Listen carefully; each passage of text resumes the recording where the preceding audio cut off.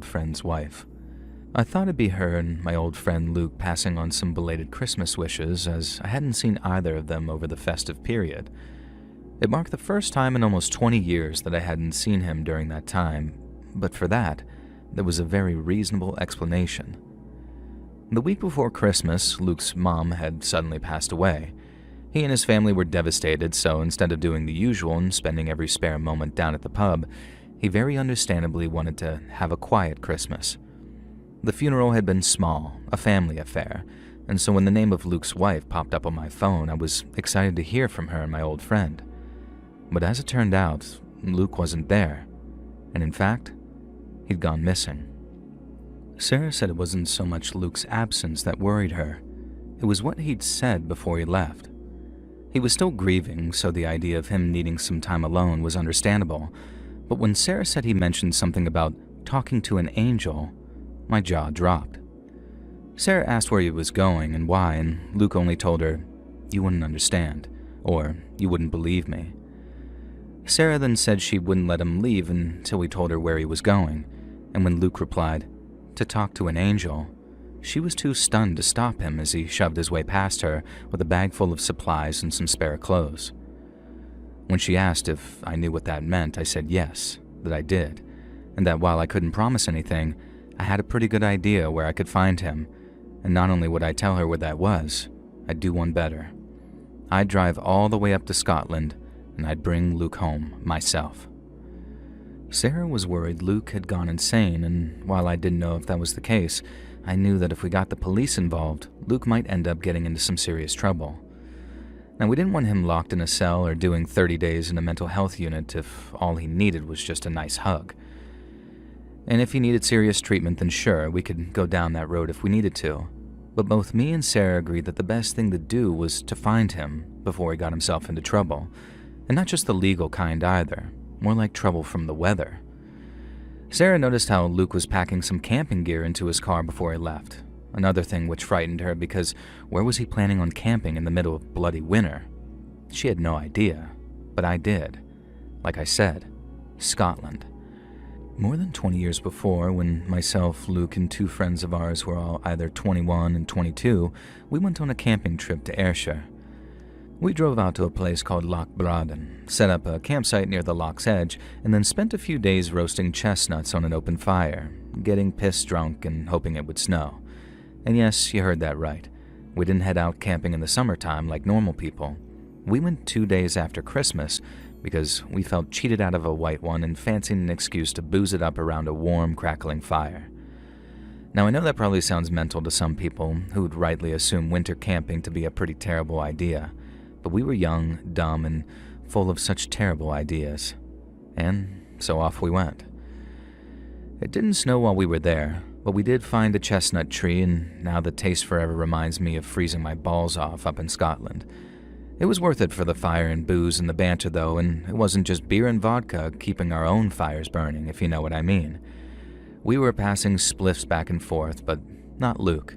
Luke didn't do anything like that, so nothing but alcohol passed his lips. Or at least, it seemed that way, right up until the point he just sort of walked off.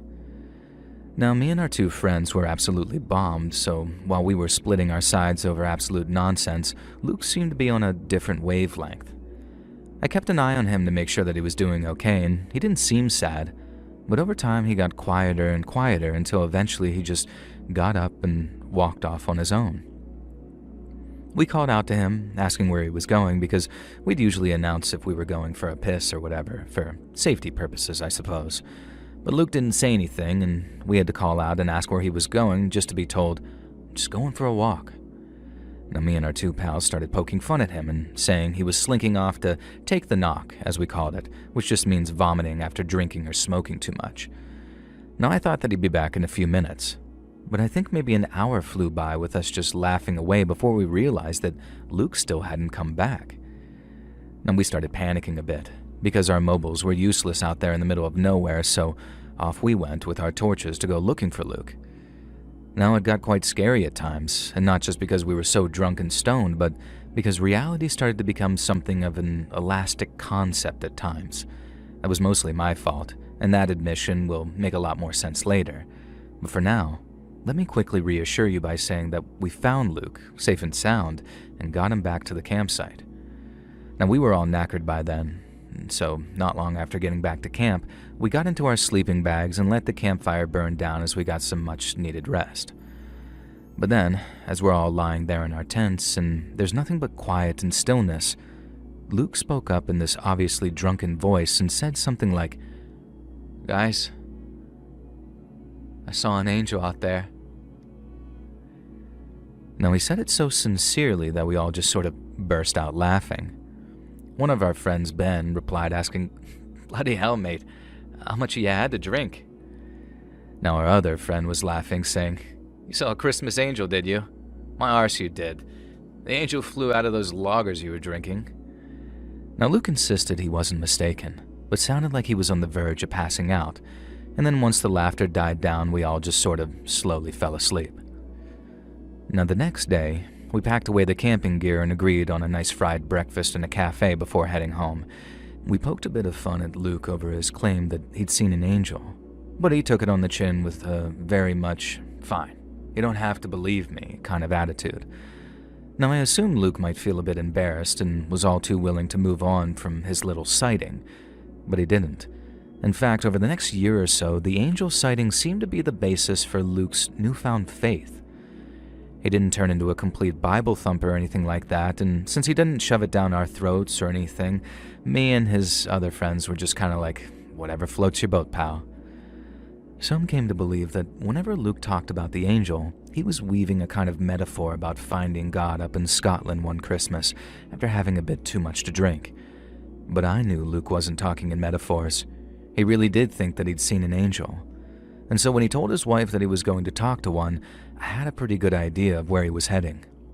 And that place was Loch Braden, the same place that we'd gone camping all those years before. I rang into work, told them I needed a few days off of work for personal reasons, and then drove up to Ayrshire first thing in the morning. I then reached Loch Braden by about 1:30 in the afternoon, and there was snow at the time, not much of it, but enough to give it that proper desolate look. And I can't say it was enjoyable though, because strong winds meant that it was absolutely freezing, and I had to bundle up against the cold before heading out in search of Luke. I didn't wander around the loch calling out his name. Instead, I was laser guided towards the place we'd camped at all those years earlier, and when I found it, there stood a dark green tent with a dead campfire and a few bits of camping equipment sitting near the entrance. I called out to Luke asking, "Are you there, mate?" But the tent was empty. I had no way of knowing if the tent was really his, not until I found the Bible he had sitting next to a rolled-up sleeping bag, and then I knew. I then spent the next hour or so wandering around the snowy woods calling out Luke's name, but when I didn't find him, I wandered back to his camp and decided to wait for him there while I got a fire going to keep warm. It was almost dark by the time I heard footsteps approaching, and at first I was a bit nervous that it wouldn't be Luke. But it was, and since I already had a feeling that he wouldn't be pleased to see me, I wasn't surprised when he wasn't. No, I said something to him like, "Hey, mate," and was about to offer an explanation as to why I was there, but Luke cut me off by asking who told me where he was. Now, I didn't want to get his back up by treating him like a kid. I wanted cooperation, so that's what I went with, and told him Sarah was worried about him. He didn't get angry or anything, not yet, because he knew we were just concerned about him, but Luke did let me know, and very firmly, that he wouldn't be leaving till he talked to his angel. I honestly couldn't tell if he had gone crackers or not, so I tried to test him in my own little way on little bits of info. I asked him how long he'd been there, what route he'd taken on the drive up, and what he'd said to Sarah before leaving. All his answers seemed kinda lucid, and he didn't mention any kind of wild conspiracy theories or anything delusional like that, and he didn't go off on any religious rants either. He said he didn't expect me, his wife, or anyone else to understand, but he needed to find his guardian angel because he needed to get a message to his mum. And when he said that last part, it felt almost like a punch to the gut. Or maybe that's the wrong way of describing it, but it was just such a sad but almost sort of relatable thing to want. Like I said earlier, Luke's mom had suddenly passed away, and he was understandably taking that very badly. But it wasn't a question of what he was doing being healthy or not, or if what was happening was something much more damaging. It was a question of what Luke was going to do when I told him the truth. We had a nice long chat about the camp trip that we went on and then touched on how his mom's funeral had been. It was nice to reminisce, but seeing him grieving so deeply was very tough. But then as we continued talking over a campfire supper and the darkness fully crept in, we got talking about Luke's angel and what it may or may not have been. Again, he was weirdly reasonable about it and didn't expect anyone to understand. It was just something that he had to do so he could be at peace with his mom's passing. But then, I asked how he'd feel if I could guarantee he wouldn't find his angel again, because it was my fault he thought he'd seen one in the first place. Luke just sort of laughed, because the very idea that it was me that was responsible for him seeing his angel was laughable. But the only reason he didn't full-on belly laugh, at least in my opinion, was the look on my face when suggesting it. Because I wasn't joking. In fact, I was very serious. Because the reason Luke wandered off in a daze like he did, and the reason he believed that he saw an angel, was because I put a tiny bit of LSD in his alcohol when he went off for a piss.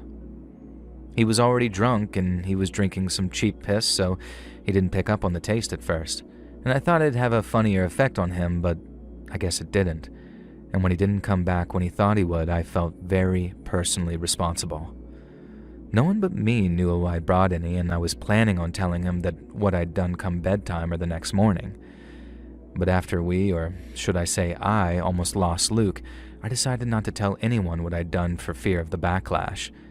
And then as the years went by, I felt more and more guilty about what I'd done. So much so that when Luke's wife told me that he'd put himself in danger by camping up in Scotland in the middle of winter, I felt personally responsible.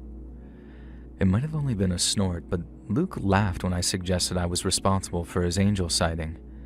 But when I mentioned the acid that I'd slipped into his beer, not even a trace of amusement was visible in his face. He went full-on denial mode and argued that I was only saying that to get him to come home. Now, I suppose I should make it clear to anyone reading this that I wasn't just making it up, and I really did put drugs in my friend's drink. My defense at the time was that it wasn't much. Enough to get him loosey-goosey, but not full-on tripping. But that's no excuse, I know that, because that one stupid joke had altered Luke's whole reality. And although he completely refused to accept it at first, that didn't last long. I think the thing that really pushed him over the edge was when I started describing his symptoms back to him. I told him that although he was quiet, I was worried about him because I knew the dose that I'd given him would serve as a real mood enhancer. And I also knew that he'd walked away from the fire at first because it was too bright for him. First-time trips can be like that, especially if you don't know what's going on. And I added it was me who initiated the Luke's going to vomit joke, partly to try and distract from the fact that I'd dosed him. I told him whatever he'd seen out there, be it a trick of the light or a big bird of prey passing over the face of the moon, his imagination had taken hold of it and turned it into something it wasn't. I was halfway into explaining how I knew it couldn't have been some full-on hallucination because I'd given him such a low dosage when Luke just charged me. He didn't shout or scream, he just started attacking me in a complete frenzy, punching and kicking till I was on the ground and curled up in a ball shouting, "I'm sorry, I'm sorry." I did try and defend myself at first, purely on instinct, I suppose. But as you can imagine, it was a complete mismatch in terms of how angry he was versus how sorry I was. And when he stopped kicking me, Luke dropped to his knees and kind of rolled me over. I thought he was going to start punching me in the face, but instead, his hands went for my throat, and he started to strangle me. I reached up to try and claw his fingers away from my neck, and then I tried grabbing his arms at the elbows to drag them away, but neither thing worked. And it was then that I had this horrible moment of realization that this was how I was going to die. Murdered up in Scotland by one of my oldest friends because I'd revealed his entire belief system was the result of nothing more than a prank. I don't think I deserved to die for something like that, but in the moment, I had a very dark sense of, I get it. I brought this on myself. I still tried to get his hands off of me, but all that rage in him, it was like it gave him super strength or something. And I think it was only the thoughts of the consequences that made him stop. And by that I mean if he thought he could have gotten away with killing me, I'm not sure Luke would have let go. But he did. And when he did, it was like taking my very first breath in life all over again. I've never known a lungful like that, but I could feel how puffy and hot my face was from how red it had turned. And all the I'm sorries got replaced with thank yous, because it was clear he'd just spared my life. But Luke wasn't ready to let bygones be bygones, and after pacing back and forth for a minute straight, still in a rage, he told me to do one, meaning get lost. I remember wanting to ask him if he was sure we couldn't just talk it out, but I knew that'd be a waste of breath. I'd never seen him that angry before, and not that I deserved it, but I knew that there'd be no reasoning with him at this point. Luke saw me hesitating to leave and then came at me shouting to F off and making out like he was going to hit me. And so I did as he asked and left. I walked back to my car, feeling the aches from Luke's punches and kicks and the soreness in my throat, and then drove back home, and we never spoke since.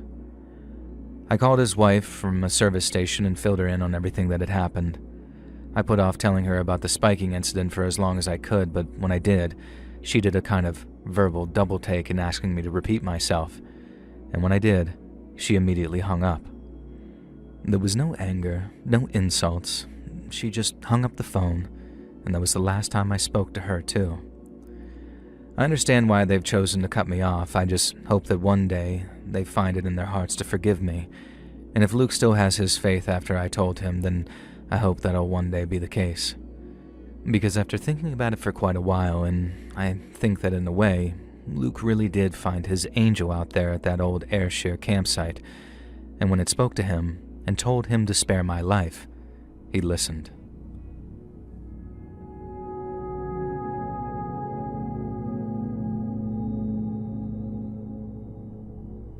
My name's Allison. I'm from Seattle, and while it took me way longer than I wanted to, I'm finally ready to send this over. For the longest time, I had a friend named Chris, and Chris suffered from persistent depressive disorder. It started after he lost his job, got violently mugged, and then got really sick with some kind of viral infection, all while his relationship with his fiancée was falling apart around him. He ended up moving back in with his parents up near Richmond Beach for a while, and then after finding it harder and harder to get out of bed and leave the house every day, Chris just sort of stopped trying. He was put on various cocktails of medication in the hopes one might work, but nothing did, and for a while he just rotted away indoors. But then in early spring of 2019, Chris asked if I wanted to go get sushi. He was online a lot, which was pretty much the only way we kept in touch, so hearing from him wasn't a shock. But hearing that he wanted to meet in person, that came as a real surprise. I accepted the invitation, and while he still had a whiff of hermit about him, he seemed way, way better than before. I didn't question it. I was just too happy to see progress. But at the same time, I knew that there had to be something going on in Chris's life to prompt such an improvement in him. I'd be damned if I wasn't going to figure out what it was. The day after we met for sushi, I asked Chris what had changed, like if he'd been doing or taking something new. And he said he'd found a kind of support group that met once a week, and since he started going, he'd been feeling a lot better about life. They met in a coffee shop, but they didn't sit in a circle, doing land acknowledgments and using therapy language. It was more like show up, hang out, and just talk to people for real. And that was usually a little talk at the end by the group's organizer, but that consisted of nothing more than a poem and maybe the odd announcement. It was very informal, very laid back, and for the first time in a long time, Chris found the confidence to start living his life again. Now this was obviously great to hear, so I asked about it, and Chris said the group was called Mother's Love. It seems so crazy to me that after all the medication and all the therapy that Chris really just needed some connection, you know? I don't take it to heart that we as friends couldn't do that for him either, because Chris needed new connections with new people as concrete evidence that he could place faith in his fellow humans again. Sometimes I'd ask him about the group, and that's how I found out that they didn't have any kind of online presence, because they didn't want a whole bunch of people turning up and killing the vibe. It was supposed to be intimate and meaningful, so it was down to attendees to exercise discretion in who they invited. I had to wait months until late December of that same year, 2019, to get anything resembling an invite. But when that invite came, it was not in the form I expected it to be. When Chris asked if I was still interested in getting involved, I told him I didn't know about involved, but I sure did want to stop by so I could check it out. And that's when he told me about the winter retreat. According to him, Mother's Love had reached a point where expansion was starting to make sense, so each current member had been instructed to pick out a +1 for a weekend of camping. And then to incentivize their attendance, the whole weekend of the retreat would be entirely free for that +1. And at first I wasn't sure because spending 2 nights in a tent together in the freezing cold did not sound like my idea of fun. But when Chris told me it'd be more like glamping, as in like super warm tents with super fancy features, I totally had to reconsider. He said the food would be all vegan, which was awesome, and that the open bar on Saturday night would be a really fun way of making new friends while getting lit for free. Well, that about sealed it for me, and I promptly prepared myself for a weekend of winter camping. We arrived at what amounted to a luxury campground on Friday afternoon, and it was totally amazing. They had showers, a bar that served hot food, and then a kind of conference and party room. And the tents? They were more like miniature cabins. They had covered floors, a heater, separate sleeping compartments, thank God to be honest, and a little communal space with squishy log pillows to sit on. We didn't just have super cozy, faux fur-lined sleeping bags either. We were giving these heavy, memory foam sleeping mattresses as well, and they were super squishy and soft. It was definitely not what sprang to mind when I thought free camping weekend, but I also remember wondering, who the hell put all the money up for this? And I definitely wasn't about to question it though, so I just sort of went with it. Now once we were all settled in, one of the retreat's organizers stopped by mine and Chris's tent and asked us to attend a little conference hall for the welcoming ceremony. We found about 30 people in the conference hall before Chris started introducing me to some of the people he knew. We chatted for a while, making introductions, and finally, an older lady took to the podium and asked for our attention. She introduced herself as Mary, and then after welcoming all the newcomers to Mother's Love, she touched on some topics that we'd be discussing over the next 48 hours or so. And only then did I realize that Chris hadn't told me the whole story. I don't want to rehash everything that Mary lady said because she talked for like 45 minutes, but most of it was about the seminars, and this is the gist of it.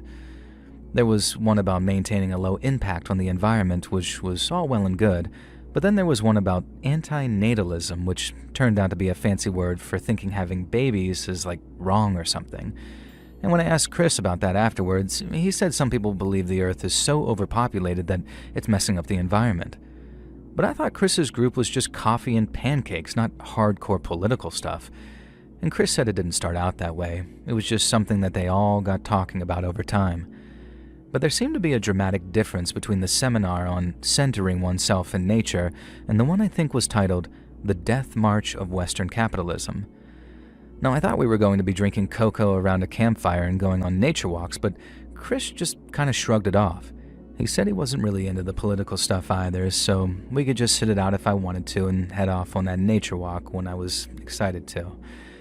And then I asked him about something Mary had said when she was introducing herself, and his response wasn't nearly so reassuring. And so when Mary, the organizer lady, introduced herself, she said a number in the 300s, and then ppm, and I'm thinking, huh? What? In my head, but she just breezed right past it without explaining. Chris said that Mary and a lot of the regulars didn't use numbers to describe their birth years. They used ppm, which, after double-checking it, definitely stands for parts per million, and then the number describes how much CO2 there was in the atmosphere during that year. And so, when Mary said, I was born in 300 whatever ppm, she meant the 50s or something. And I remember thinking, bro, what the heck, this is goofy as hell. Because, yeah, screw the oil companies, dude, sure, but using ppm instead of just saying your birth year, just a bunch of weirdos. But Chris didn't think it was all that funny. I mean, he smiled, but he didn't seem to think it was dumb like I did. And then I asked him if he knew what ppm he was born at. Then, without skipping a beat, he then says 352. He laughed at my reaction and said he didn't go around telling people like Mary and the others. It was just something he Googled one time out of interest and then happened to remember. And I remember feeling like I'd kind of let him down because it was definitely not going to be able to sit through a whole bunch of political seminars. But he said not to worry. that we'd just go to the ones that sounded interesting to me. And then we went over to dinner and got talking about some of the other campers. And that part was actually super fun. Like, I'm a really social butterfly, so getting to meet everyone was cool. Dinner was great too, and we had vegan Indian food and a few drinks, and then after more of that political talk from Mary, we all went back to our tents to enjoy our early night before an early start. Now, I won't bore you with everything we did that next day because it was a lot, but it was actually super chill until dinner that evening when we started to get hyped about the party with all the free booze. But before we went off to our tents again to get ready, Mary had an announcement to make. She said the next morning all the retreat's male attendees would be entitled to receive a gift, a blessing of Mother Nature in fact, and it was entirely free. Unfortunately, the same gift would not be bestowed on female attendees, but that was something that they were looking into, and anyone interested should approach an organizer with their queries. There was a lot of confused female faces, but also notice how not all the girls there looked confused. Some of them looked like they knew exactly why, and that should have been my first big clue right there. Well, heading back to the glamping tent to get ready for the party, I asked Chris what this free gift was all about. Chris said that he had to talk to me about something, but I asked if it could wait because by that point my curiosity was burning. But then Chris said it was that very same free gift he wanted to talk to me about, and so I'm thinking, okay, go on, and when he told me, I remember my jaw dropping. Because Chris told me that free gift was a vasectomy. Now, I thought he was joking, and while Chris was smiling, it wasn't in a jokey way, more like in a this is good news kind of way. As it turns out, I had no idea this was the case till Chris went through it with me, but a vasectomy is actually a super simple procedure. Guys only need a local anesthetic, and then a trained professional can render a dude infertile with just a single needle-thin puncture to a guy's taint. It's not a major surgery, and while a guy definitely needs to rest up and avoid serious exercise or exertion, it's not like he's going to be held up in a hospital bed for a week like a woman after her hysterectomy. And so after I told Chris, no way, dude, they can't do surgeries out here, that's impossible, he made it clear that not only was it very possible, but he was planning on getting the snip, as he called it, that very next morning. And I'm like, this is a joke, right? But Chris wasn't kidding. He said what brought him so much hope was the idea no one else would have to suffer like he did. His parents had brought him into the world against his will, without ever considering whether he might be happy or not. And that was a mistake he wasn't going to repeat. Knowing he wouldn't be able to reproduce made him feel like he was doing something to solve the problem, even if it was just one small but significant act. Now, I'm sure a lot of heartless psychos are going to read this and say, Chris was making a choice about his body. How dare you try and prevent that? Well, first off, go jump in a dumpster. And while you're in there, lying among the trash where you belong, consider that I wasn't objecting to him getting a piercing or getting frosted tips or whatever. I was objecting to him getting a mother-freaking vasectomy. Oh, but what's that I hear you cry? Oh, people from the trash? You can reverse a vasectomy. That is indeed true, but then riddle me this, dumpster dude. Does the reversal involve actual knock-you-out surgery and reopening the old vasectomy scar? Well, yes, it does. And is the surgery always successful? No, it's not.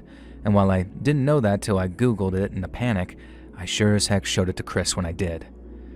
And if he didn't want to have kids, he could put a damned hood on it, or the 100 other not-safe-for-work things people do to make sure their humps don't mean bumps, as they say.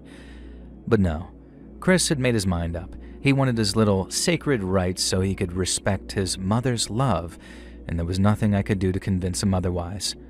But on that, he was wrong. Rather than go into the whole drama of what happened when we were drunk, I'll just cut to the important part. We got plastered on all that free alcohol, and while I tried my very best to drop the whole vasectomy objection and just enjoy our time together, that obviously proved impossible. I got fixated on the idea the root of his motivation was destructive, not constructive, and that maybe he wasn't as mentally well as he thought he was. When we went somewhere quiet to talk, I told him how he had zero clue what was going to happen in the future, and how he might well live to regret his decision, especially if reversing the process failed and he was made infertile for good. Now he's drunk and says, "What's the point? What woman would ever want to have kids with me?" And so I told him lots of women would, maybe even myself, because Like I said, you never know how the future's going to unfold.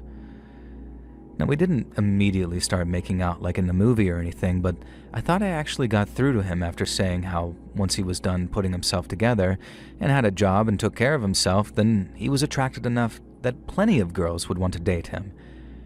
And after that, we hugged it out, and he thanked me for not just being his plus one, but being a good friend and giving him hope. Now, I'll admit, that made me tear up and cry a little, but I was also super smashed, so there was that. We went back to the party, had a couple of more drinks to lift our spirits again, and then we went back to our tent and went to sleep, in our own separate sleeping compartments.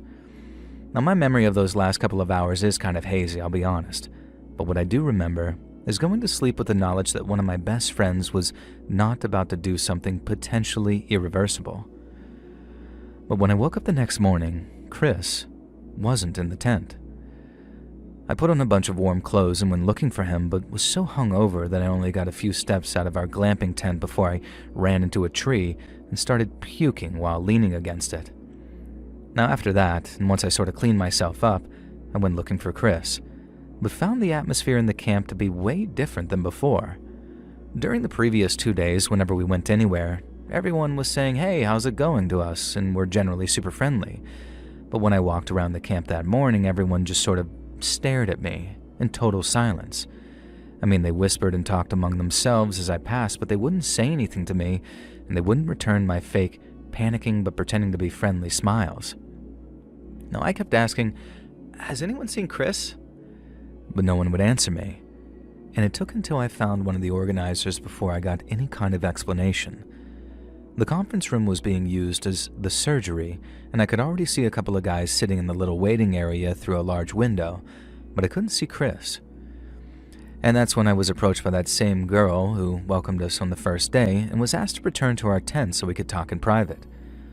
On the way, I kept asking, "Did Chris get a vasectomy?" But she wouldn't tell me, not until we got back to our tent when she confirmed it. Chris has gotten up that morning bright and early, and not only did he get the snip, but he was literally the first guy to get it done.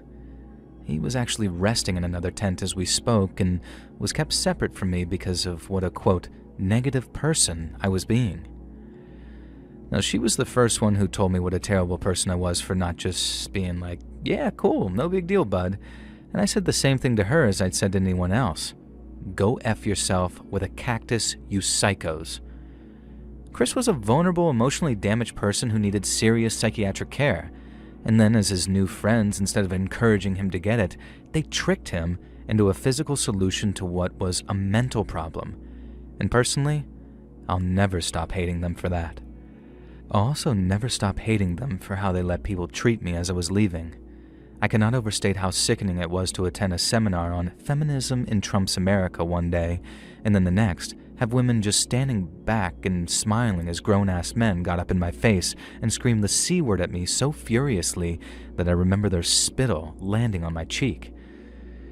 I actually thought that they were going to beat me up by the time they started shoving me and throwing rocks. They didn't give a crap that I was Chris's ride either. They said that they'd find a real friend to drive him home, and I should get the hell out of there while I still could. I was shaking by the time I got to my car with my stuff, and I was in tears by the time I had the keys in the ignition. I felt like I'd enabled one of my oldest friends to do something awful to himself, and then by the time I realized what was even happening, it was too late, and I'd done too little to stop it. Chris and I haven't spoken since. I've tried to reach out, but he doesn't want to now. I don't even care if he got a vasectomy anymore. I mean, it's his body, his choice, right? But I just wish he'd stop punishing me for trying to play the devil's advocate and convince him that a permanent solution to a temporary problem might not have been the way to go, and that weird cult that he joined is very, very weird. So Chris, if you're out there, call me. I miss you.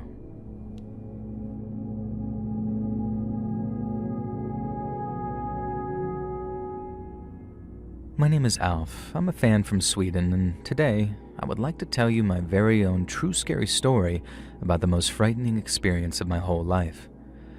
I joined the army when I was 18, and I loved being a soldier. Well, when I was 23, I was diagnosed with a rare medical disorder and had to be discharged. I was devastated, and while I eventually adjusted to a new routine, I still miss being in the field very much. I ended up asking a couple of my old school friends if they'd like to go camping sometime, and while most thought that was a great idea, they didn't so much enjoy the specifics of my idea. For obvious reasons, most camping here takes place in the summertime, but I didn't want to go in the summertime. I wanted to go in the freezing Swedish winter. Most people thought that I was crazy and were saying, "Oh, thanks, friend, I'm out." Others said that they'd consider it and then dropped out one by one as the days ticked down to D-Day. In the end, the only person left who was dead set on joining me was an old friend of ours who'd moved to a different city, a friend named Varg. Varg wasn't really named Varg, it was his nickname he gave himself, meaning wolf, which should give you an instant idea of what he was like as a person. And well, despite it, I can safely tell you that he was even worse than you might imagine. If we hadn't been such close friends for so long, there's no way that I'd have tolerated behavior like Varg's. And honestly, I think him moving to Bergen for a girl that he met online actually saved our friendship, and he wasn't around to act like a jackwad anymore. He would drink and drive, get into big fights with his girlfriend, and post all about it on Facebook, and he was constantly getting fired from menial jobs for doing the stupidest things, like drinking openly on the job or sleeping on shift and then getting angry when his colleagues woke him up. And like I said, I definitely wouldn't have been friends with him had I met him yesterday, but for the most part, we actually got along quite well. We had a similar sense of humor, we both enjoyed the same sort of movies and music, and we both had a big passion for outdoor survival scenarios. And that's how I ended up thinking that just me and Varg, a winter camping trip, might actually be a good time. But one of the real pros of camping in the winter was the lack of bears, which usually hibernate between late autumn and the very late spring. Now, I still insisted that we hang some bear bait somewhere away from the camp, but it didn't help, and even though we went camping in late February, we were unfortunate enough to be found by a bear who'd woken up too early and was desperate to find food. We woke up in the middle of the night to the sound of a huge brown bear sniffing around our camp, having eaten the bait and went looking for more. We rushed out of the tent, yelling and screaming at it in the darkness to scare it away. It appeared to work at first and the bear backed off, but then it sort of false charged and tricked me into stumbling backwards so awkwardly I actually sprained my ankle pretty badly. Thankfully, it was just a false charge, otherwise I'd have been in very serious trouble. But even though we managed to scare it off for good using the bear mace that we carried with us, we were almost out of food and my ankle was in a very sorry state. I took some painkillers and then we tried to fix up our campsite a little and salvage our food before heading back to our tent. We slept until dawn, not very well I should add, and then once it was light, Varg volunteered to find a shop somewhere so he could bring back food and some stronger painkillers. I thought that was very cool of him, like just the sort of behavior that kept me friends with him, and Varg can be a pain in the ass sometimes, but you could really rely on him when you really needed to. I stayed in the tent with my ankle raised and the bear mace at the ready, and then maybe 2.5 hours later, Varg reappeared with his pack full of stuff. Now, I thought that he'd have more than some bread, bacon, and my painkillers, but when he emptied the bag inside our tent, he had all kinds of stuff with him. He had a few bottles of vodka, a whole carton of cigarettes, dozens of bars of chocolate, and a lot of elk jerky, or what we call Renja snacks. Varg also had a ton of medication with him too, but not just painkillers.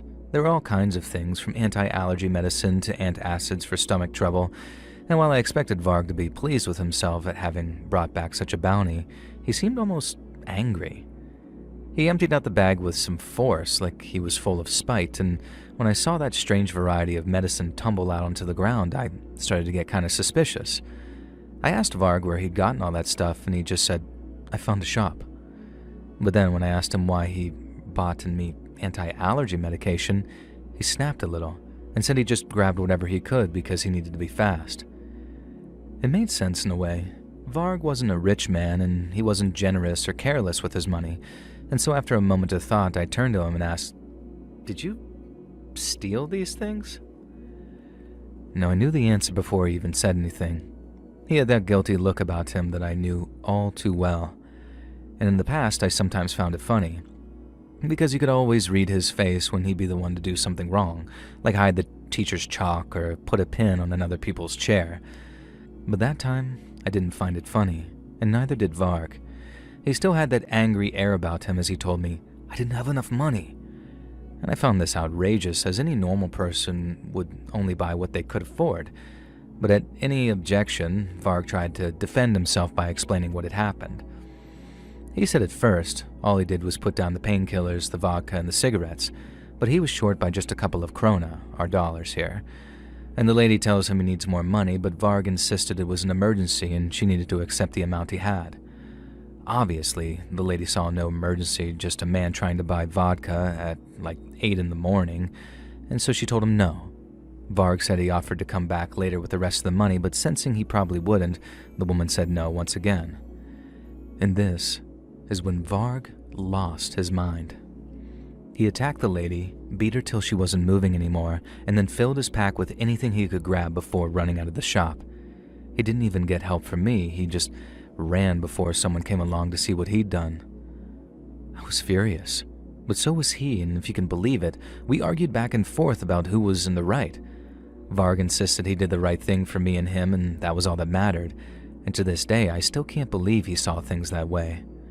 And don't get me wrong, I appreciate his instinct to take care of an injured friend, but what he did to that woman was unforgivable, and we argued about it for quite a while until finally he announced that he was getting drunk. Varg couldn't go back to the little country shop that he'd found, the only one for miles around.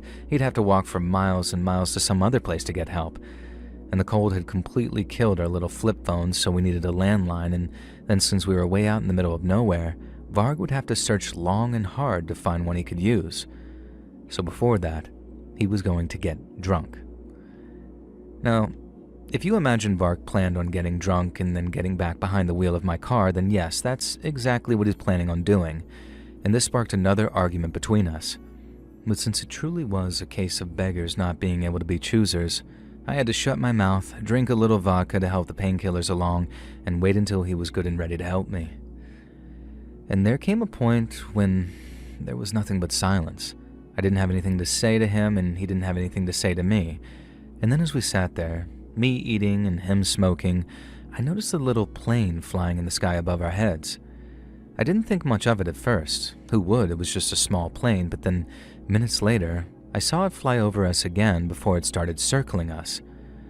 Now, for the sake of nothing but my own amusement, I started waving at it with both arms as if to say, SOS, help us. I hoped it might fly straight and dip its wings or something, like a sign that it had seen us, but not a minute later, it flew away again without any kind of signal or indication. Varg kept on drinking and smoking for maybe 10 to 15 minutes, then finally stood up on very wobbly legs and said, "Okay, time to go." I remember groaning, not in pain, but at the thought of him being pulled over or worse, driving my car off the road and getting himself hurt. But as I looked up at him, I saw someone behind him walking towards us through the snowy trees, and he had what looked like a shotgun in his hands. Varg must have seen my expression because he turned around to check out what I was seeing, and then when he did, he yelled "run," and then started sprinting away as fast as he could. I saw the man stop and aim at us, so I tried my best to also run as I heard a single shot boom around the landscape. As per my army training, I instinctively threw myself to the ground, and then I remembered letting out a scream of pain as I felt it shoot through my ankle. I got up and tried to run again, but fell down again. I then tried crawling, but knew that I wasn't moving fast enough, and so I did the only thing I could think of, and rolled onto my back to face the man approaching us, and begged for my life. I knew who it was, or at least I knew why he was shooting at us. It had to be the husband or brother or son of the woman Varg had hurt, and I was right. It was her husband. He had the shotgun pointed right at me as I explained it wasn't me, that it was my friend and that I had nothing to do with it. I think the man knew this and recognized the fleeing Varg from the description he'd been given because he loaded his shotgun and fired a second time. He missed Varg completely, but I didn't know this at the time. And so in my mind, and because there was no screaming, Varg was stone dead, and I was next. I begged him over and over not to shoot me as he loaded a third shell into his shotgun, and then for just a moment, he pointed the barrel right at my face. I thought it was all over for me. I thought I was a dead man. But after I started to pray, something I hadn't done since I was a child, the man lowered the gun and then offered me a hand to help me to my feet. All I could say was, Thank you, again and again. It was no platitude either, but rather it stemmed from the deepest sense of gratitude I've ever felt. The man then told me his name was Oscar, and that if I wanted to leave those woods alive, I was going to help the police find the man who had beaten his wife half to death. I told him that sounded like a good deal, and then he helped me back to his 4x4, and we drove over to his store to meet his wife, who was being treated by paramedics, and more importantly, the policeman waiting for me. I was only too happy to talk to them, partly to clear my name and partly to fulfill my promise to Oscar. I wanted to do the right thing, but I also firmly believed that if I didn't, he would find me and kill me. Varg ended up going to prison for 6 years for what he did, but I heard they let him out in 4. We haven't spoken since, and to be honest, I consider it good riddance. But there is a part of me that wonders if someday he may pay me a visit to ask why I was so willing to talk to the police about him. And without pointing too fine a point on it, if he does, he won't get to escape like he did from that woman's husband.